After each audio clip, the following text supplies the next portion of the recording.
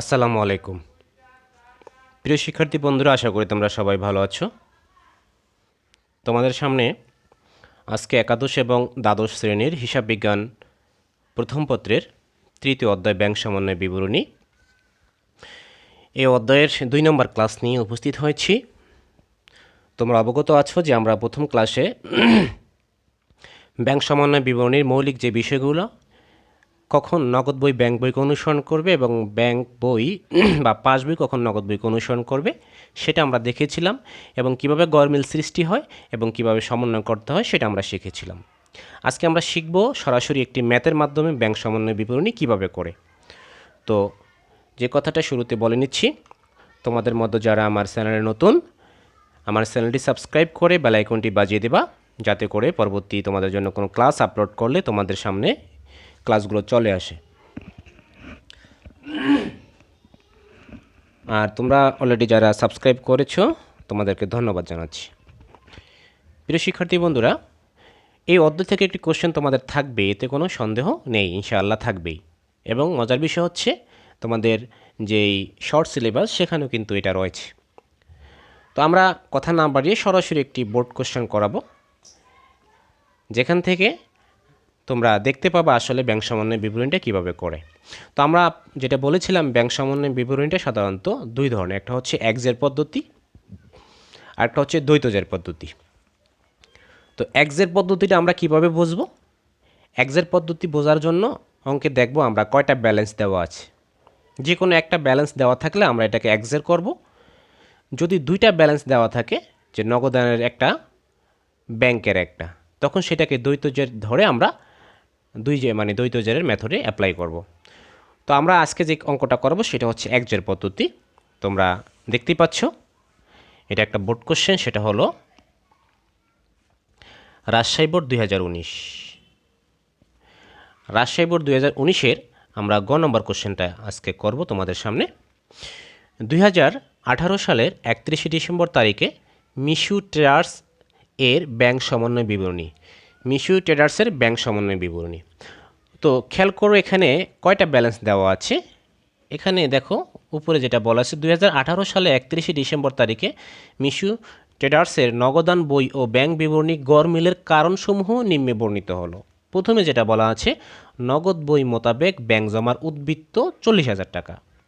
দেখো আর কোথায়ও ব্যাংক জমা বা নগদ বইয়ের উদ্বৃত্ত দেওয়া নেই, তার মানে একটা উদ্বৃত্ত দেওয়া আছে, সুতরাং এটা একজের পদ্ধতি। তো একজের পদ্ধতির গড়টা হবে জাস্ট এরকম। খেয়াল করো যে বিবরণ টাকা টাকা নগদ বই মোতাবেক, হয়তো ব্যাংক জমার উদ্বৃত্ত বা যে কোনো কিছু, এখানে যেটা বলা আছে নগদ বই মোতাবেক ব্যাংক জমার উদ্বৃত্ত, তাহলে নগদ বই মোতাবেক ব্যাংক জমার উদ্বৃত্ত।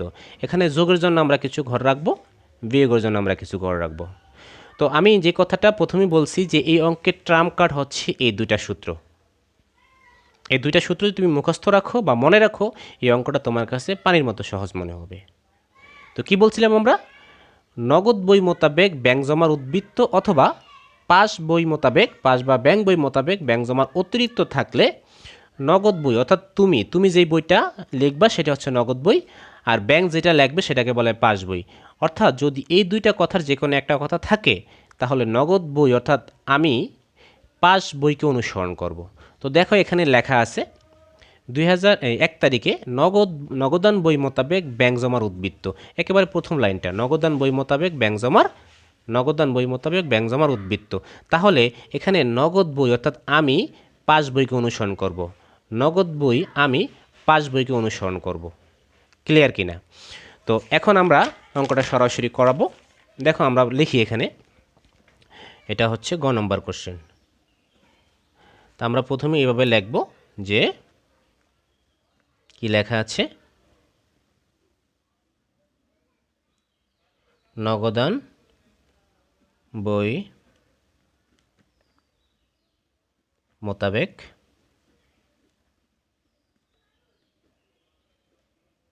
ব্যাংক জমার উদ্বৃত্ত হচ্ছে 40,000 টাকা। লিখে ফেলাম আমরা। এখানে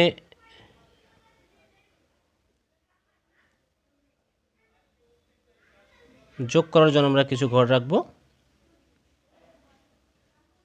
আমরা কিছু বিয়োগ করার জন্য স্পেস রেখে দিলাম। তো এরপরে আমরা পড়া শুরু করি আমাদের অঙ্কটা, দেখি কি বলা আছে। দেখো 1 নম্বরটা কিন্তু আমরা পড়ে ফেলছি। 2 নম্বরে বলা আছে ব্যাংক কর্তৃক পাওনাদার শাহজাহানকে 20,000 টাকা পরিশোধ করা হয়েছে, যা নগদ বইতে লিপিবদ্ধ করা হয়নি। তো বন্ধুরা, যেহেতু প্রথমে এখানে বলা আছে নগদ বই মোতাবেক ব্যাংক জমার উদ্বৃত্ত, অর্থাৎ এখন আমি ব্যাংকের অনুসরণ করব। অর্থাৎ ব্যাংকে যদি বাড়ে আমি আমার বইতে বাড়িয়ে দিব, ব্যাংকে যদি কমে আমি কমিয়ে দেব। ব্যাংক হচ্ছে স্ট্যান্ডার্ড একটা মার্ক, এটা অনুসারে আমি বাড়াবো বা কমাবো। তোমাদের এই অঙ্কটা করার জন্য একটা মজার বিষয় টেকনিকটা মাথায় রাখতে পারো, সেটা হচ্ছে তুমি হচ্ছে ডান হাত, ব্যাংক হচ্ছে বাম হাত। অর্থাৎ ব্যাংক যদি বেড়ে যায়, তোমার বাম হাত যদি বেড়ে যায়, তখন তুমিও বাড়াবা, অর্থাৎ তুমি ডান হাতটা বাড়াবা। অর্থাৎ দেখো, এই বাম হাত যদি বেড়ে যায়, ব্যাংক যদি বেড়ে যায় তুমিও বাড়াবা, ব্যাংক যদি কমে যায় তুমিও কমাবা, কারণ তুমি নিজকে ডান হাত মনে করবা, ব্যাংকের বাম হাত মনে করবা। ক্লিয়ার? আমি আবার বলছি, ব্যাংক বাড়লে তুমি বাড়বা, ব্যাংক কমলে তুমিও কমাবা। আসো 2 নম্বরে যেটা বলছে আমরা পড়ি। 2 নম্বরে বলা আছে ব্যাংক কর্তৃক পাওনাদার শাহজাহানকে 20,000 টাকা পরিশোধ করা হয়েছে, যা নগদ বইতে লিপিবদ্ধ হয়নি। দেখো, ব্যাংকে পরিশোধ করে দিছে, তার মানে ব্যাংকের টাকা কিন্তু কমে গেছে, ব্যাংকের টাকাটা কমে গেছে। এখন যেহেতু তুমি ব্যাংকের অনুসরণ করবা, তুমিও কমিয়ে দিবা। আমি আবারও বলি, ব্যাংক 20,000 টাকা পরিশোধ করছে, ব্যাংক কিন্তু কমে গেছে। তাহলে তুমি যদি ব্যাংকের অনুসরণ করতে হবে এই লাইন অনুসারে, তুমি ব্যাংকের অনুসরণ করবা, তাহলে তুমিও কিন্তু কমিয়ে দেবা। যদি কমিয়ে দাও, তার মানে এই অ্যামাউন্টটা হবে বিয়োগের ঘরে, এই অ্যামাউন্টটা হবে বিয়োগের ঘরে।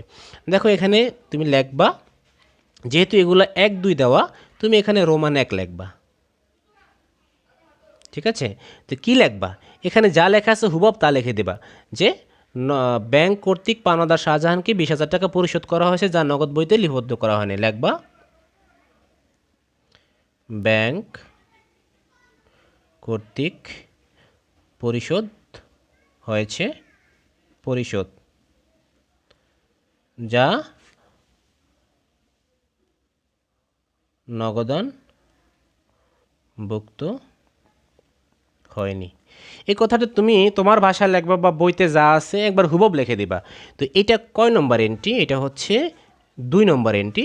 তুমি এখানে 2 লিখে একটা গোল্লা দিয়ে দিবা। বুঝা গেছে কিনা? এখানে যা আছে আমি কিন্তু আরও শর্ট করে লিখছি, তুমি চাইলে সম্পূর্ণ লিখতে পারো, যে ব্যাংক কর্তৃক পাওনাদার শাহজাহানকে 20,000 টাকা পরিশোধ করা হয়েছে, যা নগদান বইতে লিপিবদ্ধ করা হয়নি। অর্থাৎ ব্যাংকে কমিয়েছে, তুমি কিন্তু কমাওনি, এই জন্য তুমি বিয়োগের ঘরে এখানে 20,000 টাকা বসিয়ে দিবা। আশা করি বিষয়টা বুঝতে পারছো। ওকে, এরপরে খেয়াল করো 3 নম্বর এন্ট্রিটা কী বলছে। 3 নম্বরে বলেছে দেনাদার কর্তৃক সরাসরি ব্যাংকে জমা দেন 8,000 টাকা, যা নগদান বইতে লেখা হয়নি। খেয়াল করো, কোনো একজন দেনাদার এসে সরাসরি ব্যাংকে 8,000 টাকা বাড়িয়ে দিয়েছে, মানে জমা দিয়ে দিয়েছে, তুমি কিন্তু এটা নগদান বইতে লেখা হয়নি, সুতরাং তুমি আবার বাড়িয়ে দেবা। আমি বুঝতে পারছি কিনা? আমি আবারও বলি, দেনাদার কর্তৃক সরাসরি ব্যাংকে জমা দেন 8,000 টাকা। কোনো একজন দেনাদার, মানে ব্যাংক তো তোমার বাম হাত, এটা বেড়ে গেছে 8,000 টাকা, কিন্তু তুমি বাড়াওনি। এখন তোমার উচিত কী হবে?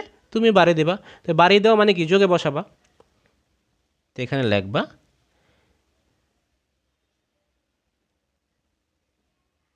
দেনাদার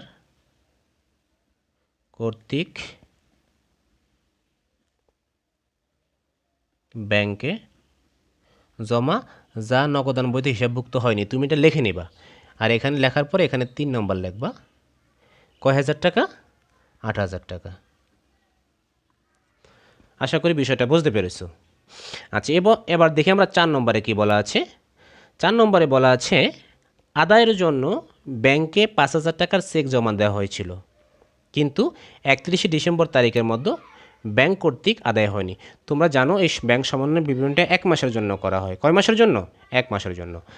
আদায়ের জন্য ব্যাংকে 5,000 টাকার চেক জমা দেওয়া হয়েছিল, কিন্তু 31শে ডিসেম্বরের মধ্যে ব্যাংক কর্তৃক আদায় হয়নি। অর্থাৎ তুমি একজন থেকে টাকা পেতা, তো তার থেকে একটি চেক নিয়ে ব্যাংকে জমা দিয়ে আসছো, তুমি ব্যাংকের ম্যানেজারকে বলছো যে টাকাটা আদায় করে দেন। সুতরাং তুমি তো মনে করেছো ব্যাংকের টাকাটা বাড়িয়ে দেবে, যেহেতু টাকাটা আদায় হয়ে যাবে, তুমি কিন্তু বাড়িয়ে দিয়েছো। তোমার ডান হাত বেড়ে গেছে, মানে তুমি কিন্তু বাড়িয়ে দিয়েছো। কিন্তু ঘটনাটা কী ঘটছে, 31শে ডিসেম্বর তারিখে ব্যাংক কর্তৃক ওই টাকা আদায় হতে পারে নাই, মানে তুমি বাড়িয়ে দিয়েছো, ব্যাংক কিন্তু বাড়ে নাই। তার মানে ব্যাংক কিন্তু কম আছে, তুমি বাড়িয়ে দিয়েছো। যেহেতু প্রথম লাইন অনুযায়ী তুমি ব্যাংকের অনুসরণ করবা, সুতরাং এবার তুমি আবার কমিয়ে দিবা। তুমি বাড়াইছিলা, ব্যাংক কিন্তু বাড়ায়নি। তুমি ব্যাংকের অনুসরণ করবা, অর্থাৎ তুমি ব্যাংকের সমান হওয়ার জন্য আবার কমিয়ে দিবা। তো কমিয়ে দিতে হলে তোমাকে মাইনাসের ঘরে লিখতে হবে। মাইনাসের ঘরে লিখবা, দেখো এটা আমি লিখলাম না, তুমি লিখে নিবা। এটা কয় তারিখে, এটা কয় নম্বর এন্ট্রি, এটা হচ্ছে 4 নম্বর এন্ট্রি। লেখার পরে এখানে 4 নম্বর দিয়ে টাকার পরিমাণটা বসিয়ে দিবা, 5,000। তাহলে 4 নম্বর গেল। এবার আসো 5 নম্বরে কি বলছে, ব্যাংক কর্তৃক মঞ্জুরকৃত সুদ 2500 টাকা নগদান বইতে লেখা হয়নি।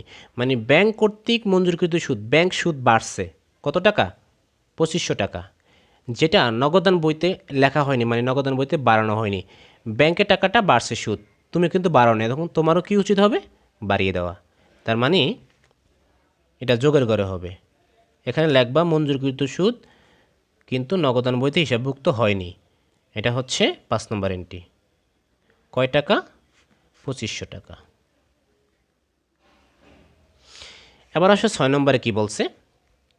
6 নম্বরে বলছে 2000 টাকা এবং 3500 টাকা ও 5000 টাকা তিনখানা চেক ইস্যু করা হয়েছিল, কিন্তু 5000 টাকার চেকটি যথাযথভাবে ব্যাংক পরিশোধের জন্য উপস্থাপিত হয়েছে। অর্থাৎ তোমার থেকে কেউ একজন টাকা পেত, তুমি তাকে 2000 টাকা একটা চেক দিয়েছো, 3500 একটা চেক, 5000 টাকা একটি চেক দিয়েছো। কিন্তু দেখা গেল সে মাত্র 5000 টাকার চেকটা ব্যাংকে উপস্থাপন করেছে, 5000 টাকার চেকটা ব্যাংক থেকে ভাঙিয়ে টাকা নিয়ে গেছে। তার মানে এই চেকগুলো, মানে 3.5 এবং 2, এই 5,500 টাকা চেকগুলো ব্যাংকে যায় নাই, টাকাটা কমে নেই। খেয়াল করো, তাহলে তুমি কিন্তু এই যে 5.5 এবং 5 মোট হচ্ছে 10,500 টাকার তোমার অ্যাকাউন্ট থেকে কমিয়ে দিয়েছো। তোমার অ্যাকাউন্ট থেকে 10,500 টাকা কমিয়ে দিয়েছো, কারণ তুমি জানো 3টা চেক নিয়ে ভদ্রলোক যখন ব্যাংকে যাবে, ব্যাংক কর্মকর্তা তাকে 3টা চেকের সমপরিমাণ টাকা 10,500 টাকা দিয়ে দিবে। এই জন্য তুমি ঘরে বসে কি করলা, 10,500 টাকা কমিয়ে দিয়েছো। কিন্তু ব্যাংকে উপস্থাপন হয়েছে মাত্র 5,000 টাকার চেক, ব্যাংক কমাবে মাত্র 5,500, মাত্র 5,000 কমাইছে। বাকি 5,500 টাকার চেক এখনও ব্যাংকে যায় নাই, সুতরাং ব্যাংকও কমায় নেই। যেহেতু ব্যাংকে কমায় নেই, তুমি কমিয়ে দিয়েছো, যেহেতু ব্যাংকে কমায় নেই, তুমি কমিয়ে দিয়েছো, তুমি আবার ব্যাংকের অনুসরণ করতে হলে তুমি ওই টাকাটা আবার বাড়িয়ে দিবা। আশা করি বিষয়টা বুঝতে পারছো। তো এটা হচ্ছে যোগের ঘরে যাবে কয় তারিখে, 6 তারিখে, 5,500। আমাদের এন্ট্রিগুলো শেষ। এবার আমরা এই ইকোটা যোগ করে দিব। যোগ করলে কত আসে, 8,000 যোগ 5,000, 5,000, 5,500, আর মাঝখানে রয়ে গেল আমাদের 2500। তো মোট আসলো আমাদের 16,000 টাকা। তো আমরা এখানে লিখব 16,000 টাকা। তো 16,000 আর আমাদের ব্যালেন্স ছিল 40,000, মোট হলো 56,000 টাকা। এবার আমাদের বিয়োগের ব্যালেন্স আছে কত, 5,000 আর 20,000, সুতরাং 25,000 টাকা। যেহেতু এটা মাইনাস ফিগার, আমাদের বিয়োগ করতে হবে। 56,000 থেকে আমরা 25,000 টাকা বাদ দিয়ে দিলাম, আমাদের থাকলো 31,000 টাকা। প্রিয় শিক্ষার্থীরা, এই ব্যালেন্সটা তাহলে কী নামে হবে? খুবই সহজ। তুমি শুরু করছো কি দ্বারা, নগদ বই মোতাবেক ব্যাংক জমার উদ্বৃত্ত।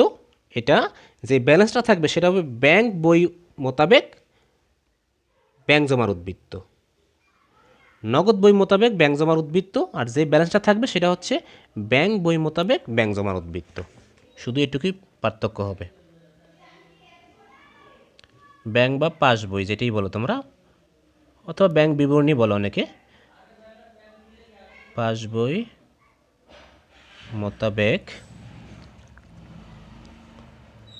ব্যাংক জমার উদ্বৃত্ত।